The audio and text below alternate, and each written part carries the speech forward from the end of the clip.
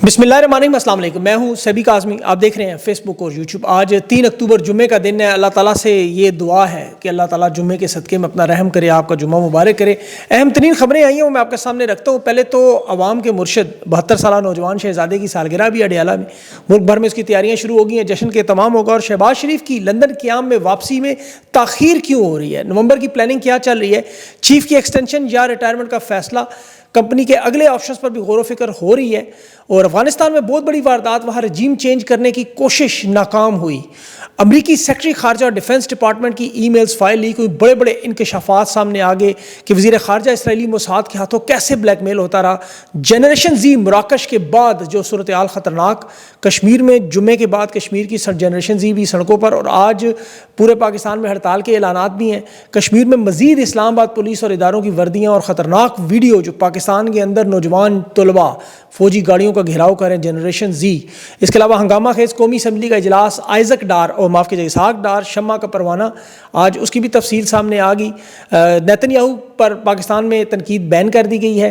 और रश्के कमर के नखरे उठाने के लिए नेशनल सिक्योरिटी वॉर में मरीम नवाज़ का खिताब गोरे अफसरान के सामने। हम लोग तो मजाक करते थे, लेकिन मरीम नवाज़ ने अब्राहम अकॉर्ड मुआहदे के बिल बोर्ड मुहिम शुरू कर दी पंजाब में। और बाकी जज तारिक जहांगीरी भी आज सामने आए हैं, और सिंध में बाकी जजेस भी डट गए हैं। वकला के इंतखाबी मामलात के आज आखिरी दिन भी है। और मईशत पर आज बड़ी ही ख़तरनाक रिपोर्ट, गुर्बत, कर्ज़ों में इजाफा, कंपनियों को मुल्क छोड़ना, SIFC, सारी मैं तफसील आपके सामने रखता हूँ। लेकिन सबसे पहले चूँकि जुम्मे का दिन है और आपको याद करवाना है कि अगले जुम्मे पूरे पाकिस्तान में मिशन दरूद जो शुरू हो रहा है उसमें आपकी शिरकत लाजमी है।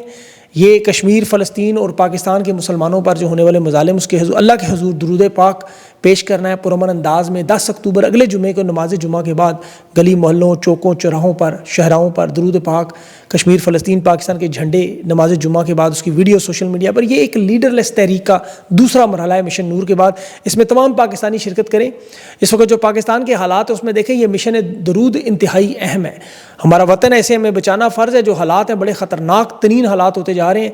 और दूसरा, जो इमरान खान की 5 अक्टूबर को सालगिरह है, इमरान खान की 73 साल उम्र होगी, और सालगिरह की अडियाला जेल की तैयारियां, उस पर मैं खुसूसी वीलॉग आपके सामने रखूँगा। लेकिन इस वक्त सेनेटर्स, MNA जो उनकी पार्टी है वो ज़ाहिर तकरीबात करेंगे, पाकिस्तान की आवाम करेगी, खान की सेहत के लिए दुआओं का सिलसिला होगा। ये सोशल मीडिया पर एक मुनफरिद अंदाज की मुहिम होगी। वो तो खैर मैं आपको अगले वीलॉग्स में बताऊँगा, अभी थोड़ा जल्दी है। खान के केसेस के हवाले से तोशा खाना में अब 6 अक्टूबर से रोज़ाना की बुनियाद पर चलाने का हुक्म दिया गया। इस ट्रायल को रोकने की कोशिश की लेकिन अब रोज़ाना की बुनियादों पर ये तारीख दी जा रही है। इसे फैसला करना चाहते हैं, आपको पता है मामला जो पिछले 2 वीलॉग्स में बताएं आपको। और अली मीन गंडापुर के भी अडियाला ना जाने पे साबिर शाकिर सीनियर सहाफ़ी, उन्होंने खबर दी है कि खान ने इनका इस्तीफ़ा लिया हुआ है, 3 वज़राए आला के नाम मांगे हुए हैं। अब ये किस वक्त खान फैसला करेगा ये बड़ा अहम होगा। ये ज़ाहिर अपडेटिंग मामला है, इस पर मैं आगे चल के आपको बताऊंगा कि खान भी पाकिस्तान के हालात देख रहा है जो बड़े ख़तरनाक हो गए। जनरेशन जी मंजर आम पे आ रही है। कश्मीर में देखें फैसला कुन मार का जहाँ हालात ये है कि 5 लाख लोग सड़कों पर हैं।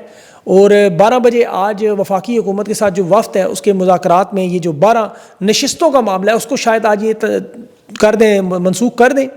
और वहाँ पर इस्टेब्लिशमेंट ने सरेंडर किया हुआ है क्योंकि इन्हें पता है कि पूरे पाकिस्तान में मामला फैल रहा है। कश्मीर में थानों में से पुलिस गायब है। वहाँ की जो मुकामी पुलिस है मुकम्मल तौर पर मुजाहिरीन का साथ दे रही है। FC, पंजाब पुलिस और इस्लामाबाद की पुलिस के मुजालिम का साथ नहीं दे रहे। और मुज़ाकरात के नाम पर हुकूमत वक्त भी हासिल करने की कोशिश कर रही है। ये 12 नशिस्तों के फ़ंड्स रोकने की उन्हें दे रहे हैं, मुतालबात दे रहे हैं। एक नई कमेटी भी बनाई जाएगी जो वज़ीर-ए-आज़म से हट कर, ताकि मराद को फौरी तौर पर कम करके मुतालबा मान लें। नया मंजन भी हो सकता है। ये असल में इस वक्त बहुत सख्त खौफ का शिकार है। वहाँ कश्मीर में काबीना के 33 वज़ीर और मशीर मुकम्मल तौर पर गायब हैं, छुपे हुए हैं।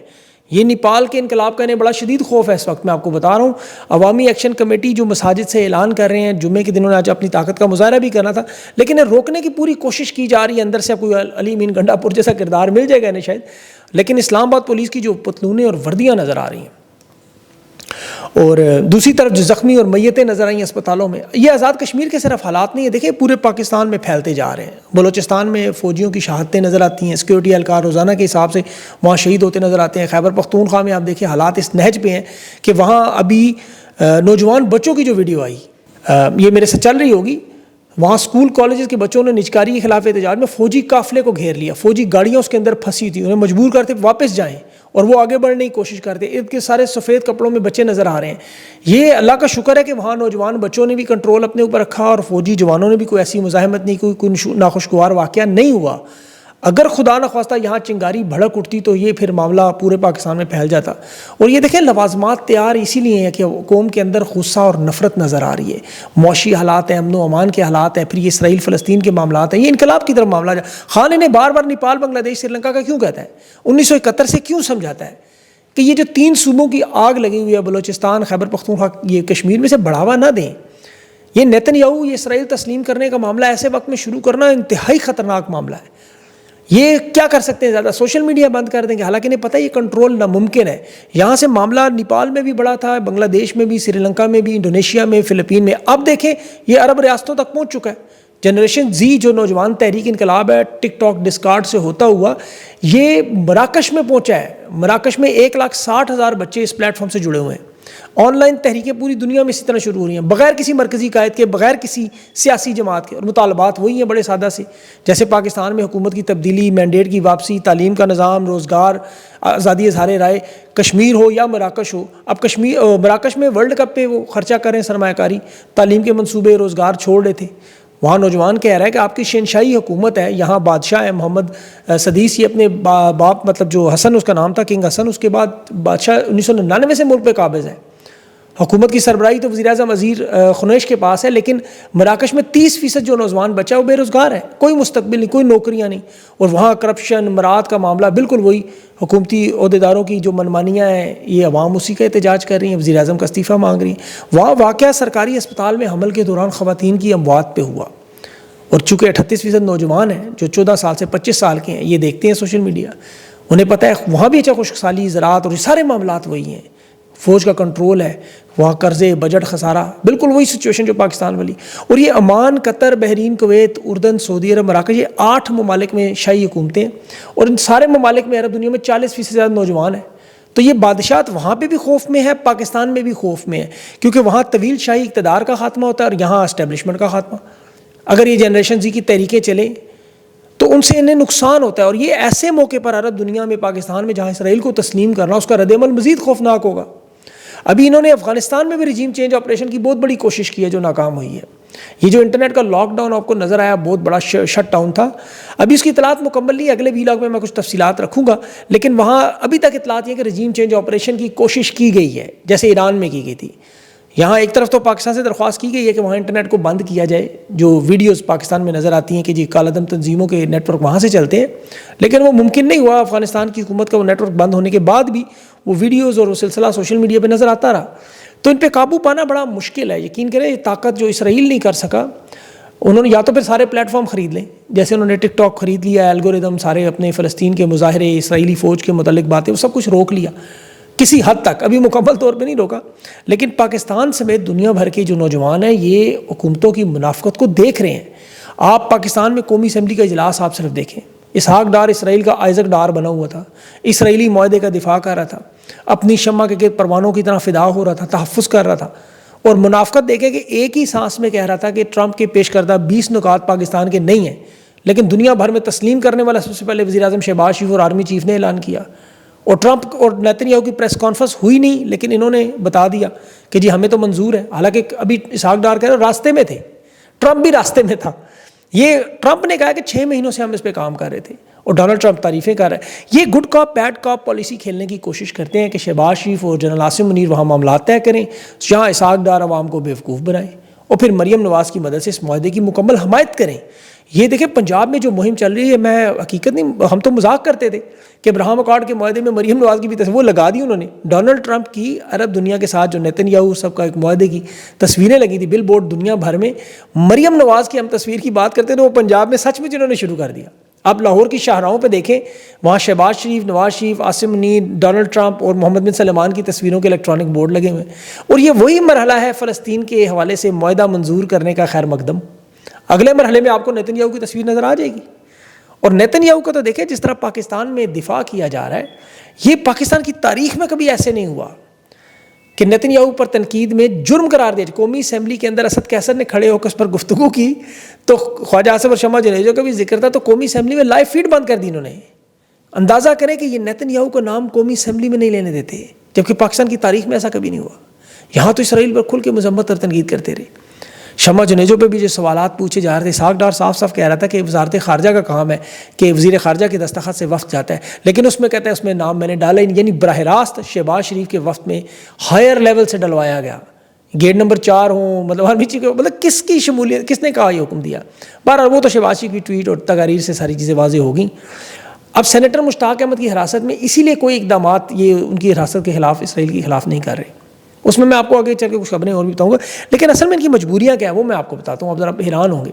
امریکی ڈپارٹمنٹ آف ڈیفینس کی ہائی کلاسیفائڈ فائلز لیک ہوئی ہیں آج, جس میں امریکہ کی اسٹریٹجک پالیسی ہے, جو روس کے اندر امریکی ہتھیار ہیں, یہ یوکرین کی جنگ, نیٹو, ایشیا پیسیفک میں یہ امریکہ کی بیسز کی ساری تفصیلات ڈارک ویب پہ $3,000 کی بک رہی ہیں.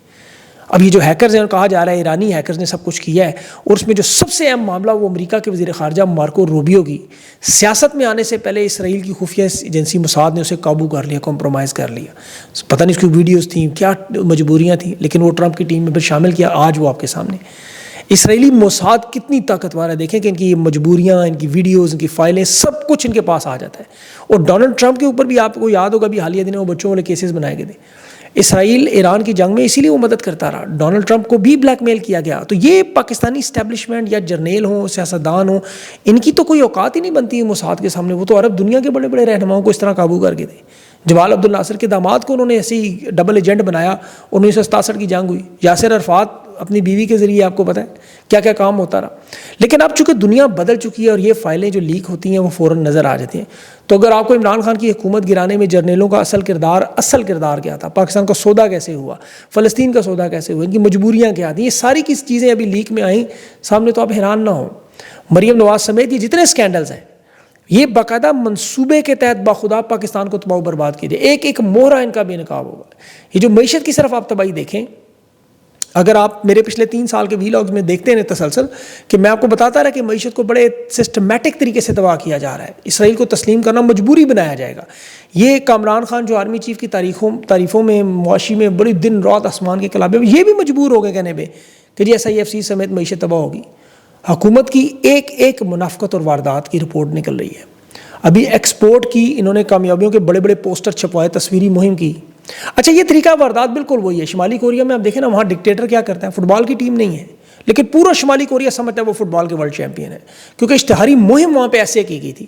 اب چونکہ پاکستان میں تو ان کی وارداتیں ہم کھول دیتے ہیں, پکڑ لیتے ہیں ہم سب لوگ سوشل میڈیا پہ, لیکن ایکسپورٹ میں اب میں نے واردات پکڑی دیکھیں. انہوں نے بڑے بڑے پوسٹر چھپوائے, تصویری مہم, شہباز شریف, خواجہ آصف, اسحاق ڈار, احسن اقبال, مریم نواز, محمد اورنگزیب کو, بلکہ کشمیر کا وزیر اعظم چودھری انوار الحق کو بھی کھڑا کیا. تصویریں بنوائی جی ایکسپورٹ کی کامیابی ہیں, وہ پوسٹر ہاتھوں میں پکڑا دیے. اب پوسٹر اندر آپ پڑھیں کیا ہے, آپ کو رونگٹے کھڑے ہو جائیں. صرف ستمبر کے مہینے میں تجارتی خسارہ اس وقت $3.3 ارب تک پہنچ گیا. مہنگائی حکومتی اعداد و شمار کہہ رہے ہیں تقریباً 6% پہنچ چکی ہے, جو غیر سرکاری 50% سے تو اوپر ہے. 95,000 ارب کا قرضہ پاکستان کی تاریخ کا سب سے بڑا. تجارتی خسارہ 2024 میں $2.2 ارب تھا, یعنی 46% بڑھ گیا ہے. پچھلے سال 12% نقصان ہوا, اس سال 46%. یہ 3 مہینوں میں $7 ارب کا نقصان. اگر آپ ٹوٹل ملائیں 3 سالوں کا تو $10 ارب سے زیادہ بنتا ہے. یعنی جتنی اشیاء پاکستان میں بنتی تھی, ٹیکسٹائل وغیرہ, وہ سب ختم. باہر سے جو منگوایا جا رہا ہے امپورٹ میں, وہ اتنی مہنگی ہیں کہ اس کے لیے پھر قرضہ لینا پڑتا ہے. اس کے سود کی قسطوں میں پاکستان کے بجٹ کا تقریباً 50% سود میں چلا جاتا ہے. لیکن یہ رشک کمر کا جو پنجاب میں محبت کا کھیل ہے, آپ کو پتہ ہے, بڑھاپے کا عشق ہے, پورا ملک گھوڑے پہ چڑھا دیا ہے. ابھی پنجاب میں دیکھیں, ابھی ملک میں 3 اور مزید وزیر اعلیٰ موجود ہیں, لیکن خیبر پختونخوا اور بلوچستان جہاں سب سے زیادہ سیکورٹی کے حالات خراب ہیں, ان سے نہیں ملایا گیا. پنجاب میں مریم نواز سے national security and war course کے غیر ملکی افسران کی بھی ملاقات کروائی جا رہی. پنجاب میں تو سیکورٹی کے ایسے حالات نہیں ہیں, لیکن چونکہ اب رشک کمر کا معاملہ ہے تو یہ پھر وہ سارا آپ کو بڑھاپے کا عشق ہے. ابھی جو پنجاب کی تباہی بربادی ہے اس کا میں آپ کو چھوٹا سا ایک نمونہ دوں. وفاق کی 85% آمدنی پنجاب میں مریم نواز کی نوٹنکیوں اور ششکوں اور یہ اشتہاری مہموں میں لگ رہی ہے.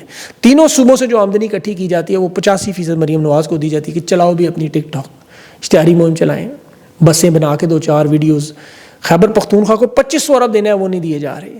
تمام منصوبوں پہ جو تختیاں لگوائی جا رہی ہیں وہ مریم نواز کی، مطلب پیپسی کے کین ڈبوں سے لے کے ہر چیز تک، چھوٹی چھوٹی ٹافیوں تک وہ لگا دیتی ہیں. اور غربت پنجاب میں سب سے زیادہ اس وقت اضافہ، بے نظیر انکم سپورٹ میں آپ دیکھ لیں 46 لاکھ لوگ تو صرف پنجاب کے ہیں. اور یہ جو امداد دی جا رہی ہے یہ جتنی بھی ہے یہ صرف اور صرف مریم نواز کی پاپولیرٹی، اور یہ کہ انہوں نے ضد بنائی ہوئی ہے کہ ہم خان کی طرح اس کو پاپولر کر کے دکھائیں گے.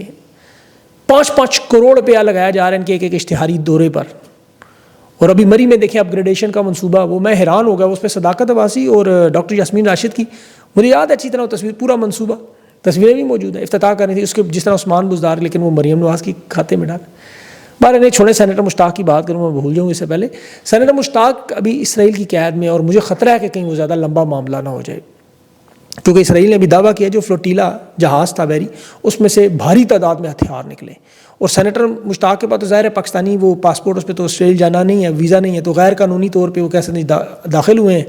اور ان کو تو ویسے بھی جوڑا جا سکتا ہے، وہ مصر میں کسی الاخوان سے، پاکستان میں جماعت اسلامی سے، اور بہت سارے معاملات کر کے. اور ویسے بھی آپ دیکھیں اسرائیل نے جتنے بھی لوگ ایسے پکڑے تھے جب وہ باہر آئے تو وہ سارے بدلے ہوئے نکلتے ہیں، جسمانی بھی اور ذہنی بھی. یہ پتہ نہیں ان کو وہاں پہ کیا انجیکشن دیتے ہیں، کیا کرتے ہیں کہ اس کے بعد ان کی حالت بدل جاتی ہے، یا پھر کوئی ایسی بلیک میلنگ ویڈیوز ہوتی ہیں. جو اسرائیل کے پاس جائیں وہ پھر موساد کا ایجنٹ بن جاتا ہے. یہ طلعت حسین آپ کو یاد ہوگا، ایک اچھا خاصا صحافی تھا، اس کے حالات دیکھیں آج آپ کے سامنے. یہ اسرائیل ایک 24 گھنٹے رہا تھا ان کے پاس. بہرحال سینیٹر مشتاق کے لیے بھی دھرنے دیے جا رہے ہیں حکومت پہ دباؤ کے لیے جمعے کے بعد. اب ان تمام مولویوں کو بڑا دیکھیں سبق سیکھنا چاہیے جو اسرائیل کی توپوں میں کیڑیں کی دعائیں کرتے تھے. فلسطین تو نہیں جا سکتے، لیکن یہاں سینیٹر مشتاق کے ساتھ تو کم از کم کھڑے ہوں. 24 گھنٹے وہاں دھرنا ہوا ہے آج. اور علامہ ناصر عباس نے بھی، لیکن انہیں بھی کال دینی چاہیے پورے پاکستان میں. ابھی اس کے علاوہ ایک جو بڑی خبر، تھانہ رمنا کیس میں عبداللطیف چترالی تحریک انصاف کے ایم این اے نے سرنڈر کیا کورٹ میں کیسز کے لیے. باقی بھی جن لوگوں کو سزائیں ملی ہیں میری اطلاعات ہے کچھ اور لوگ بھی سرنڈر کرنا چاہتے تھے کہ کیسز چلیں. اور اس کے علاوہ جو افغانستان کے رجیم چینج آپریشن کی معلومات ہے وہ اگلے ویلاگ میں رکھوں گا آپ کے سامنے. اور اس کے علاوہ بھی بہت ساری چیزیں، لیکن ویڈیو بہت لمبی ہو گئی ہے تو لگتا ہے تیسرے ہی ویلاگ کی طرف جانا پڑے گا کیونکہ معلومات بہت زیادہ ہیں. بہرحال ابھی تک کے لیے اتنا ہی کافی. اگلے ویلاگ تک کے لیے مجھے اجازت دیں. اللہ حافظ.